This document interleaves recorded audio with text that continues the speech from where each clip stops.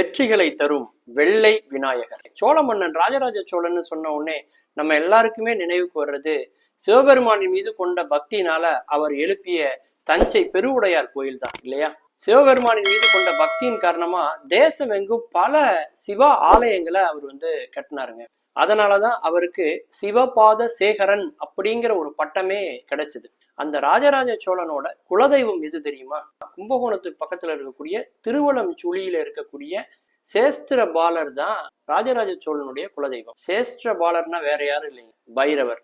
இந்த கோயிலினுடைய சிறப்பம்சம் என்ன தெரியுமா?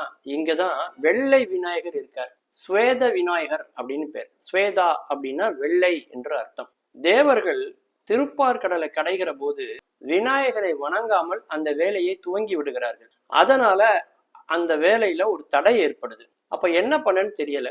கடலை கடைந்து கொண்டே இருக்கும்போது கிடைத்த அந்த நுரை இருக்கு இல்லையா, கடல் நுரை, அதிலேயே விநாயகரை செய்து தேவர்கள் வழிபட்டார்கள். அதன் பிறகுதான் திருப்பார்கடலில் இருந்து அவர்களுக்கு அமிர்தமானது கிடைத்தது. இந்த விநாயகர் கடல் நுரையால் செய்த விநாயகர் அப்படிங்கிறதுனால மற்ற விநாயகர் கோயில்ல இருக்கிற மாதிரி நீரால இந்த விநாயகருக்கு அபிஷேகம் கிடையாது. பச்சைக்கற்பூரம், புனுகு இதைத்தான் அவங்க விநாயகருக்கு சாத்துறாங்க. மிகவும் சக்தி வாய்ந்த ஒரு விநாயகர் வெள்ளை விநாயகர். வலஞ்சுழி விநாயகர் அப்படின்னும் இவருக்கு பேரு. திருவலம்சூழியில் இருப்பதனால திருவலம்சூழி விநாயகர் அப்படின்னும் இவருக்கு ஒரு பேர் இருக்கு. இந்த இடத்துக்கு ஏன் திருவலம்சூழிங்கிற பேர் வந்தது தெரியுங்களா?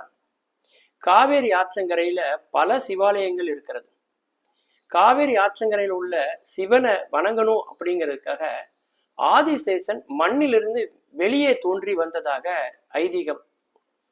சிவபெருமான தரிசனம் பண்ணணும்னு நினைச்ச ஆதிசேஷன் மண்ணிலிருந்து மேலே கிளம்பி வந்தார். அதனால பூமியில ஒரு பெரிய துவாரம் ஏற்பட்டது. பாய்ந்து வரக்கூடிய பிரவாகமான காவேரி ஆறு அந்த துவாரத்துல போய் மறைந்து விட்டது.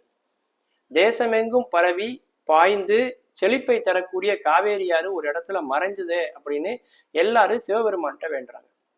அப்ப சிவபெருமான் என்ன சொல்றாரு? ஏரண்ட மகரிஷி அவரை வணங்குங்கன்னு சொல்றாரு. ஏரண்ட மகரிஷி அந்த இடத்துல தோன்றுகிறார். தோன்றி காவேரி ஆற்றை மேலே கொண்டு வருகிறார். காவேரி ஆறு அந்த இடத்துல மேல் நோக்கி பாய்ந்து அப்படியே வலம் சுழித்து மீண்டும் அது பாய்கிறது. காவேரி ஆறு வலம் சுழித்து வந்த இடம் என்பதனாலதான் இதற்கு வலம் சுழி என்று பெயர். இந்த இடத்துல உள்ள விநாயகருக்கு வலம் சுழி விநாயகர் என்று பெயர். இந்த இடத்துலதான் சேஸ்திரபாலருக்கான ஒரு கோயில் இருக்கு, பைரவருடைய கோயில் இருக்கு. அதாவது சிவபெருமானுடைய 64 வடிவங்கள்ல பைரவர் வடிவம் மிகவும் முக்கியமான ஒரு வடிவம். சிவபெருமான் ரிஷப வாகனத்திலிருந்து நாய் வாகனத்தை ஏற்று பைரவராக அருள்பாலிக்கிற தலம் இந்த தலம். எதிரிகளை எல்லாம் அழித்து பகைவர்களை அழித்து தன்னுடைய பக்தர்களை காக்கிற பணியை செய்கிறார் பைரவர்.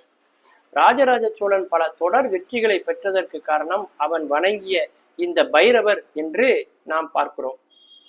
உங்களுக்கு வாழ்க்கையில வெற்றி வேண்டுமா? வெள்ளை விநாயகரை தரிசனம் செய்யுங்கள். வலம்சுழி விநாயகரை வணங்கினால் வாழ்வில் எந்த தடையும் இல்லாமல் எல்லா காரியமும் வெற்றி பெறும்.